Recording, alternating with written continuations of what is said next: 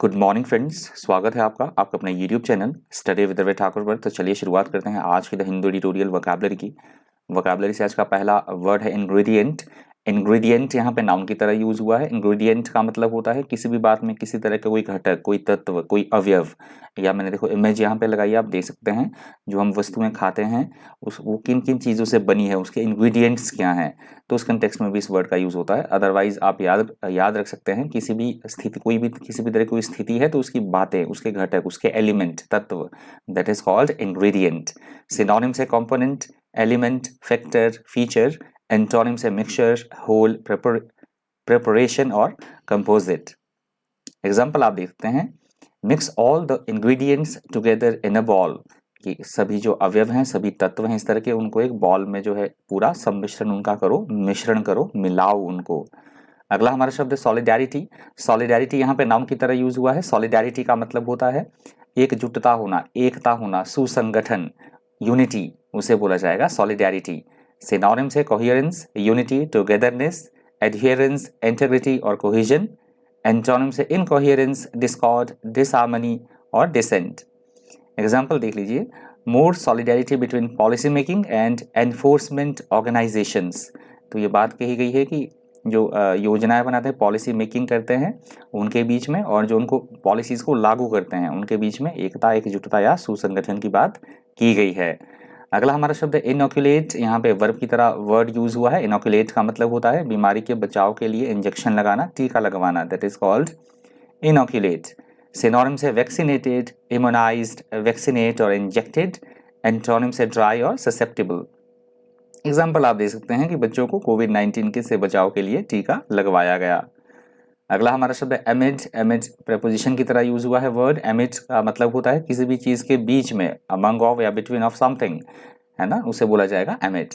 Synonym से among, between, amidst और during. Antonym से बियॉन्ड, आउटसाइड और सेपरेट और फार अवे। एग्जाम्पल आप देख सकते हैं कि जो घर था वो एप्पल के ट्रीज के एकदम बीच में था। अगला हमारा शब्द है टर्मोइल। यहाँ पे नाउन की तरह वर्ड यूज हुआ है। टर्मोइल का मतलब होता है हम किसी बात को लेकर किसी तरह से असमंजस में हैं, या बहुत ज़्यादा डिसऑर्डर होना, कहीं पे अनसर्टेनिटी होना, अनिश्चितता, हलचल या पूरी तरह से अव्यवस्था की स्थिति, कंफ्यूजन की स्थिति, that is called turmoil. Synonyms है डिसऑर्डर, कमोशन, केओस और कंफ्यूजन। एंटोनिम से काम, पीस, ऑर्डर और हार्मनी। एग्जाम्पल आप देख सकते हैं कि उसका जो दिमाग था बिल्कुल से, उसके दिमाग में असमंजस भरा था, अशांति भरी हुई थी पूरी तरह से। अगला हमारा शब्द है रैंगलिंग। माफ कीजिएगा। अगला शब्द है रैंगलिंग। रैंगलिंग यहाँ पे नाउन की तरह यूज हुआ है वर्ड। माफ कीजिएगा। रैंगलिंग का मतलब होता है किसी बात को लेकर आपस में वाद विवाद होना, नोक झोंक होना, कहासुनी होना, वाद विवाद होना, that is called wrangling। Synonyms आप देख सकते हैं quarrel, controversy, strife और dispute। एंटोनिम से agreement, alliance, consensus, harmony और peace। एग्जाम्पल देख लीजिए, the company is involved in a legal wrangle over copyrights। Copyrights के ऊपर किसी तरह की कंपनी जो है उसके वाद विवाद हो उठा था, बिल्कुल कोई लीगल कोई प्रॉब्लम थी या इस तरह से कोई झगड़ा था कॉपीराइट के ऊपर से। अगला हमारा शब्द है रिप्रीव। रिप्रीव यहाँ पे नाउन की तरह यूज हुआ है। रिप्रीव का मतलब होता है किसी प्रॉब्लम से कुछ समय के लिए छुटकारा मिला, या सजा से माफी मिलना, तकलीफ से छुटकारा मिलना कुछ समय के लिए, टेम्पररीली, उसे बोला जाएगा रिप्रीव। रिप्रीव के सिनोनिम से पार्डन, एमनेस्टी, सस्पेंशन, रिलीज और अबेटमेंट। एंटोनिम से पनिश, ब्लेम, अकाउंटेबिलिटी और वर्सन। एग्जाम्पल देख लीजिए, द जज granted him a last minute reprieve. तो किसी मुलजिम की बात हो रही है, अपराधी की बात हो रही है कि जज ने उसे अंतिम समय में राहत प्रदान की। अगला हमारा शब्द है ट्रूस। यहाँ पे नाउन की तरह वर्ड यूज हुआ है। ट्रूस का मतलब होता है सहयोग, सौहार्द की भावना, युद्ध विराम या युद्ध विराम संधि, पीस, शांति, that is called truce. Synonyms है पीस, सीज फायर, रिस्पाइट और रेस्ट। एंटोनिम्स है वॉर, फाइट, स्ट्रगल और बैटल। एग्जाम्पल देख लीजिए, we both decided to call a truce, कि हमने दोनों ने ये डिसाइड किया शांति वार्ता के लिए, युद्ध विराम के लिए हम राजी हो गए, या हमने अपने इस तरह से पैचअप के लिए हम राजी हो गए। अगला हमारा शब्द है रिवोक। यहाँ पे वर्ब की तरह वर्ड यूज हुआ है। रिवोक का मतलब होता है किसी भी चीज को कैंसिल करना, खंडन करना, निरस्त करना, that is called revoke. Antonym से annulment, रिपील, कैंसिलेशन और विड्रॉल। एंटोनिम से अप्रूवल, सैंक्शन, एक्सेप्टेंस और एक्रेडिटेशन। एग्जाम्पल आप देख सकते हैं the revocation of a law, तो किसी तरह के कानून के निरस्तीकरण की बात की गई है, खंडन की बात की गई है। अगला हमारा शब्द है ऑपरेशन। ऑपरेशन यहाँ पे नाउन की तरह यूज हुआ है। ऑपरेशन का मतलब होता है किसी का दबाव करना, डोमिनेट करना, किसी को दमन, उत्पीड़न, जबरदस्ती करना किसी से किसी तरह की, that is called operation. Second editorial भी यहाँ से शुरू होता है, आप हेडिंग देख सकते हैं। ऑपरेशन के सिनोनिम से repression, suppression, domination, despotism, autocracy और कोवर्शन।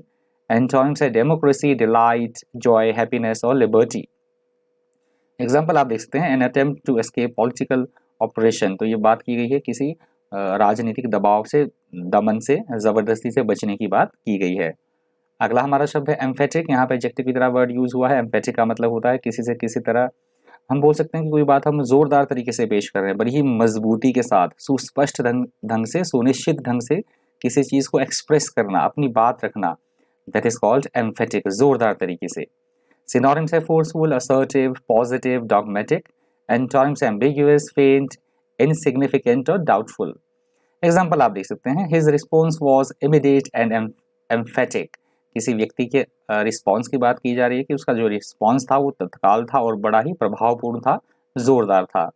अगला हमारा शब्द है myriad। यहाँ पे नाउन की तरह वर्ड यूज हुआ है। myriad का मतलब होता है चीजों का बेशुमार मात्रा में होना, अनगिनत, जिसकी गिनती ही ना की जा सके, असंख्य, बेशुमार, अनगिनत, that is called myriad. Synonyms है countless, innumerable, infinite और numerous. Antonyms है limited, calculable, sole और little. एग्जाम्पल आप देख सकते हैं myriads of kites। काइट की बात की गई है कि उड़ीसा के कोणार्क में जो है मकर संक्रांति पे बहुत सारे, इतने सारे पतंग उड़ रहे थे जिसकी गणना करने की, मतलब गिनती करना बहुत ज़्यादा मुश्किल था।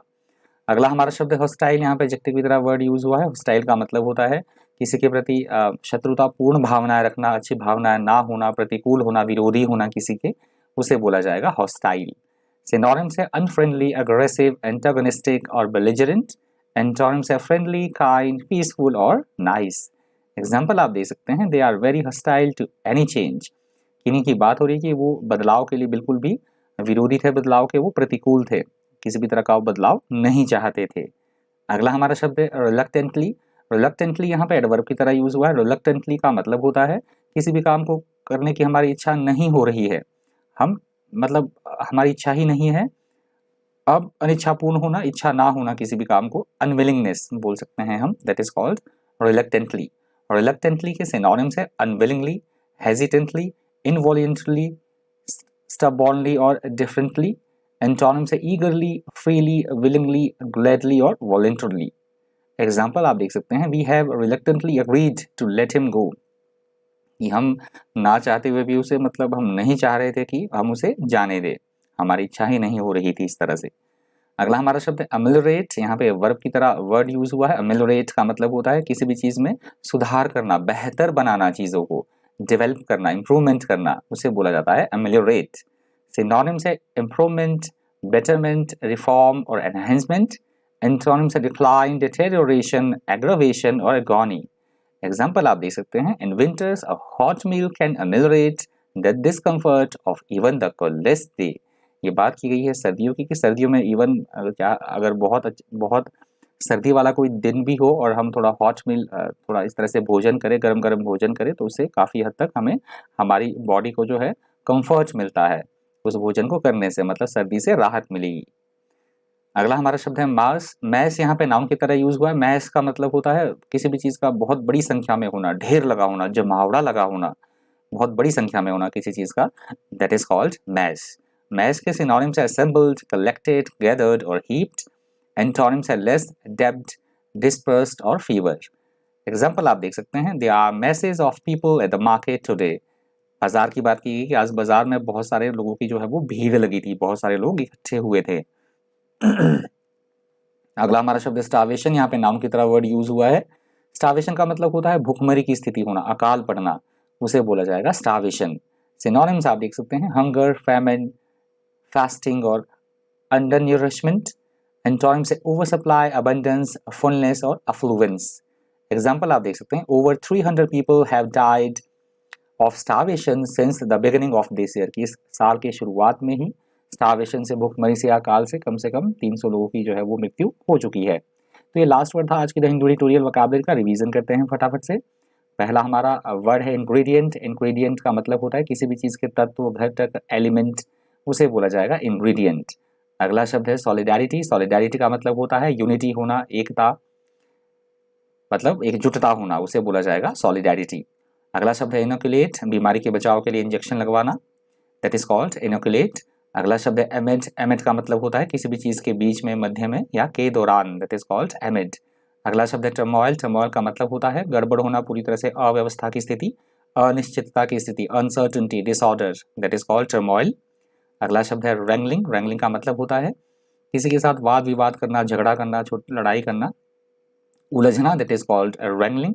अगला शब्द है रिप्राइव। रिप्राइव का मतलब होता है किसी भी चीज़ से छुटकारा मिलना, मुक्ति मिलना, दैट इज कॉल्ड रिप्रीव। माफ कीजिएगा, रिप्रीव है, रिप्राइव नहीं, रिप्रीव। अगला हमारा शब्द है ट्रूस। ट्रूस का मतलब होता है शांति वार्ता होना या मेल जोल बढ़ाना किसी से, युद्ध विराम की संधि, उसे बोला जाएगा ट्रूस। अगला शब्द है रिवोक। रिवोक का मतलब होता है किसी भी बात का, किसी भी नियम या कानून का खंडन करना, निरस्त कर देना, दैट इज कॉल्ड रिवोक।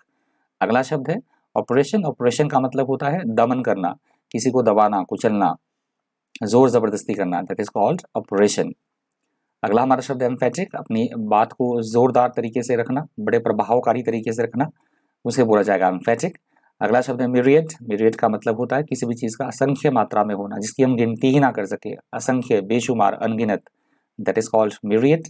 अगला शब्द है हॉस्टाइल। हॉस्टाइल का मतलब होता है किसी के भी प्रति दुश्मनी पूर्ण भावना या द्वेषपूर्ण भावना रखना, प्रतिकूल या विरोधी होना किसी चीज़ का, दैट इज कॉल्ड हॉस्टाइल। अगला शब्द है रिलक्टेंटली। रिलक्टेंटली का मतलब होता है हमारी किसी भी काम को करने की इच्छा नहीं हो रही है, हम इंटरेस्टेड ही नहीं है किसी काम को करने के लिए, दैट इज कॉल्ड रिलक्टेंटली। अगला शब्द है अमेलियोरेट। अमेलियोरेट का मतलब होता है किसी भी चीज़ में सुधार करना, उन्नति उन्नति की तरफ ले जाना, चीज़ों को बेहतरीन, बेहतर बनाना चीज़ों को, दैट इज कॉल्ड अमेलियोरेट। अगला हमारा शब्द है मैस। मैस का मतलब होता है ढेर, जमावड़ा, असंख्य चीज़ों, असंख्य होना चीज़ों का, जिसकी गिनती ही ना की जा सके, ढेर लगना, जमावड़ा लगना, दैट इज कॉल्ड मैस। अगला हमारा शब्द है स्टावेशन। स्टावेशन का मतलब होता है भुखमरी या इस तरह की स्थिति, अकाल पड़ना, उसे बोला गया है स्टावेशन। तो ये लास्ट वर्ड था आज की द हिंदू एडिटोरियल वोकैबुलरी का। आई होप आपको सेशन इन्फॉर्मेटिव लगा होगा, थोड़ा बहुत कुछ सीखा होगा आपने वीडियो से। प्लीज़ वीडियो को लाइक कर दीजिएगा, रिक्वेस्ट है आपसे, हो सके तो ज़्यादा से ज़्यादा शेयर भी कर दीजिएगा। इस वीडियो में इतना ही। इसी तरह के इन्फॉर्मेटिव वीडियोज़ के लिए बने रहिए चैनल पर। Thank you, thanks for watching.